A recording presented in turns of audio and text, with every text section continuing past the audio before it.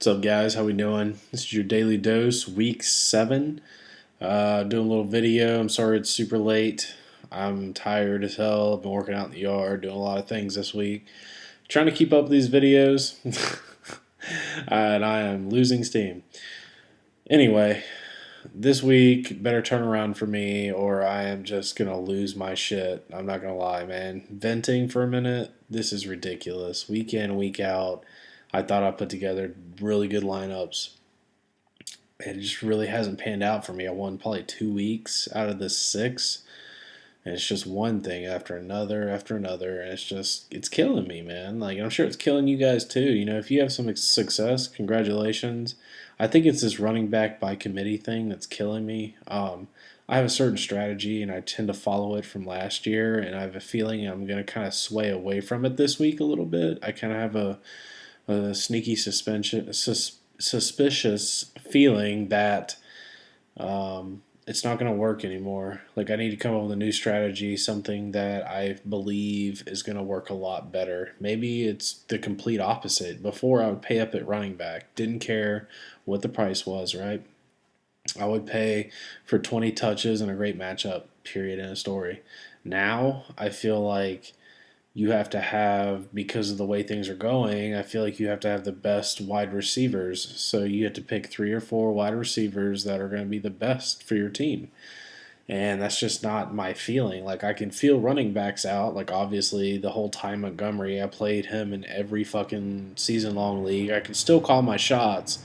And I know it sounds like, from my past experience, my past couple weeks here, you think I would suck at calling fantasy, but I still got my shots, man. I figure things out. Ty Montgomery is the man this week. I just, there's a couple other sneaky ones that I like. So I'm just going to go with sneaky running backs, and I'm going to stack up at wide receiver and see what happens.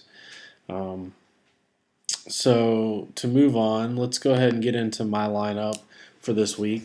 I got Andy Dalton, Giovanni Bernard, Spencer Ware, AJ Green, Brandon Marshall, Allen Robinson, Gary Barnidge, Matt Jones, and the Titans defense. So to start out with the QBs, and sorry if you hear some clicking, I'm going to kind of try to go through these a couple of QBs that I like this week. Andy Dalton's on top of my list. Great matchup. He's at $6,000. It's a really cheap for a QB. The last 4 games, he has had 31 attempts, 41 attempts, 41 attempts, 31 attempts. And yes, he's gotten 11 points, 14 points, but the last 2 weeks he's got over 20, 22 points, 21 points.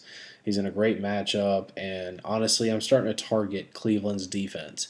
Cleveland's defense is like a college defense in the NFL. They're getting smoked, right? So, case in point, if Marcus Mariota can put up over 20 points, if he can put up 30 fantasy points, basically you should target that defense. That's all I'm saying. So I'm going to target Andy Dalton versus Cleveland this week. I'm pairing him with AJ Green for obvious reasons in my lineup. I know Tyler Eifert's going to come back, and that kind of might hinder a little bit of his touchdown potential, AJ Green's, because he's going to be used in a limited basis. And that limited basis to me says we're going to use him in the red zone, which is fine. As long if AJ Green gets some bombs, maybe he scores without getting tackled. Hopefully, things may work out. I typically don't stack running backs and wide receivers, but Giovanni Bernard is like so cheap this week that you almost can't play him. He's 4,800, right? And his game log for the last 2 weeks, they're 15 points and 13 points. He's put up some 7s and 9s. In 2 weeks before that, but last week he had 15 attempts and he had 4 receptions on 5 targets. I feel like they're going to start throwing the ball a lot more. Honestly, could this game eventually turn into it has the third highest over of the week, I believe. It's something ridiculous, like 50 something points. Could this turn into AJ Green or them going up by like 2 or 3 touchdowns early and then just running the ball Jeremy Hill? Definitely could be. But I feel like this is going to be more of a shootout than we actually think. Cleveland's defense, and it goes down back to the QB. Honestly, Cleveland's defense has given up an average of almost 3 touchdowns. It's 2.8 touchdowns a game to quarterbacks. 2.8 a game. So I feel like someone's got to get the touchdowns. It's gonna be AJ Green, Tyler Eifert, Giovanni Bernard, Jeremy Hill. It's gonna be one of those guys, And so I, I'm personally I'm stacking the Bengals this week. It's a great matchup. I like the over under. A lot of things are pointing up for those guys. Some of the other QBs that I like this week in this realm, Blake Bortles, another great matchup. Playing Oakland at home, it's going to be, I feel like that's going to be another shootout. Thus, why I played Allen Robinson. Julius Thomas is out for this week, I believe, and I think, don't quote me, but I feel like Allen Hurns is questionable.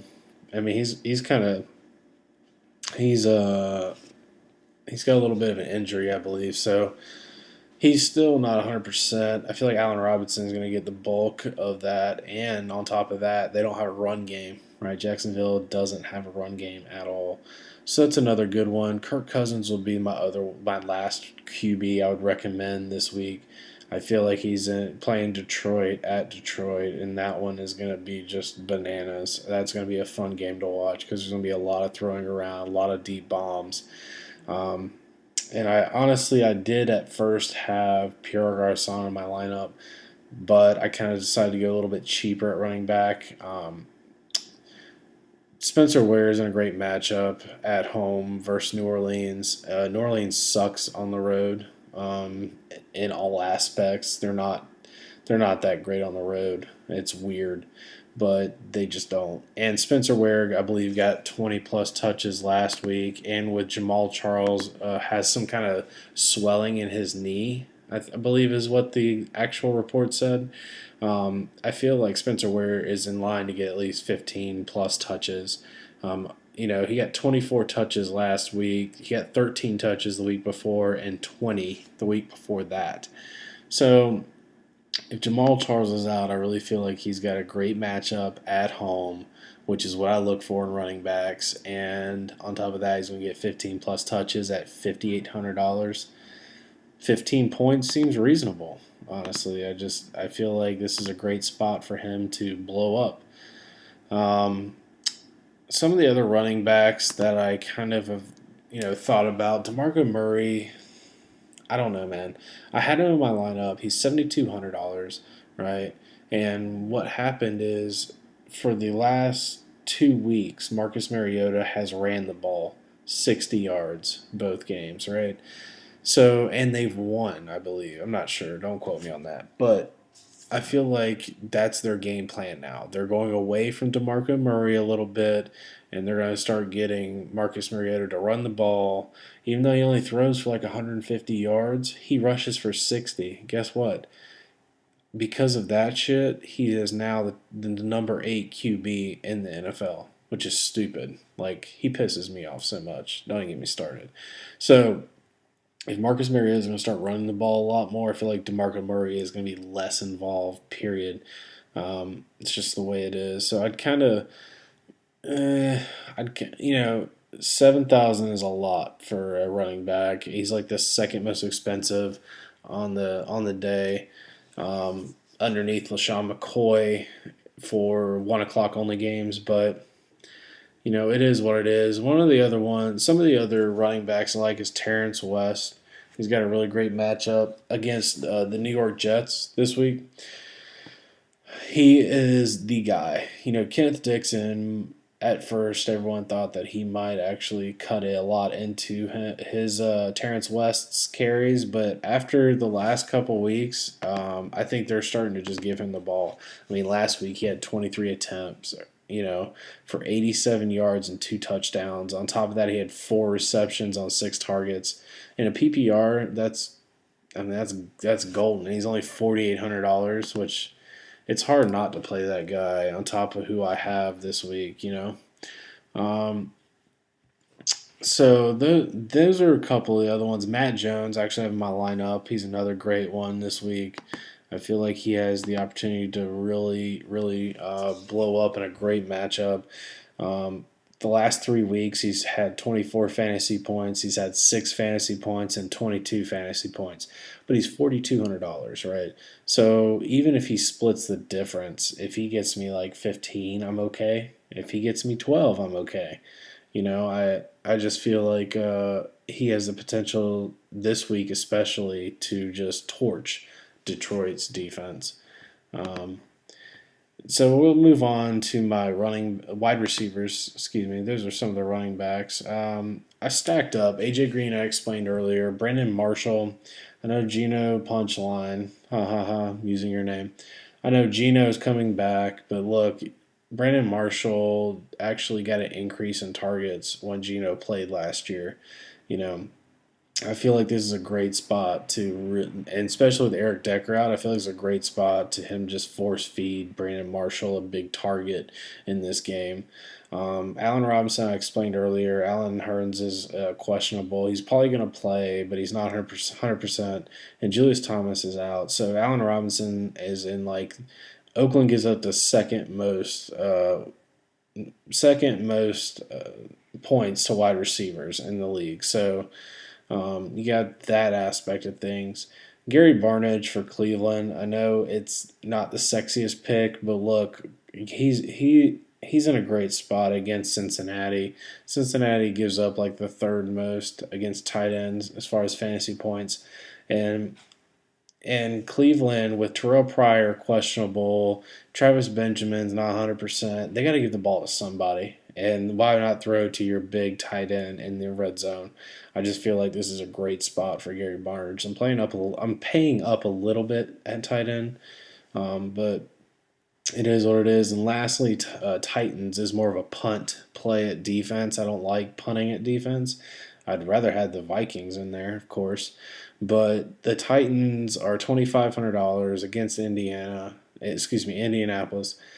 Um, it's a great spot for them. They haven't got less than 6 fantasy points this year.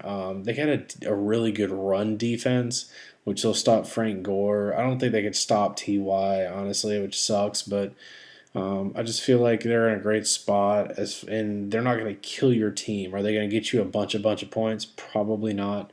But they are the Titans, so they'll probably get you 6 points. They'll keep you from dying. So it's kind of what I'm looking for this week because of where I'm stacked elsewhere.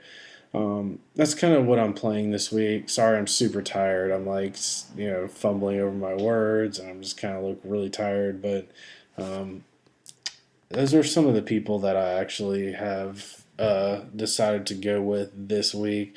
Some of the punt plays at tight end, Charles Clay, Vernon Davis, those are two other plays that I really, really like this week. A really, really super punt play is Uzoma. Even though Tyler Eifert's back, Uzoma, I don't know. He's super cheap. He's like 2,500, which is min price. I'd go with that guy. But I was really this close to playing Vernon Davis this week. Just I keep playing with my lineup, tinkering with it, ended up with some extra money, so I decided to pay up a little bit for Gary Barnidge. So those are some of my daily plays this week. Hopefully, I win some money. I'm sick and tired of this shit. Honestly, I'll just keep doing videos if I lose this week, but I'm really going to consider if I lose this week not playing anymore on daily. Uh, I might go play PGA because I like PGA. For those of you who are curious about other sports, PGA is very, very similar to NFL because you got all week to prepare for the weekend. And it's kind of funny because PGA every week is different, so you have to figure out how the course is and how people play on that course. Like, okay, so if you're a right to left hitter or a left to right hitter, you know, if the course most of the holes go right to left, it's going to favor a right to left hitter, right? So every course is different and everybody has their own style of play. So once you start learning people's style of play, it makes it a lot easier for you to win money in PGA because you can figure out whose style of play fits best for the course, which I kind of like. I mean, I like watching golf. I like playing golf, but especially when I have money involved, it's a lot more fun watching golf. I know it's like a snooze fest. I'm gonna take a nap on Sunday, but I kind of like it. So those are some of my picks. Hope everyone has a great week. I hope everyone's tired of all this shit. So I hope everyone has fun this week, and I hope we all have green screens. So it's your King Commissioner signing off.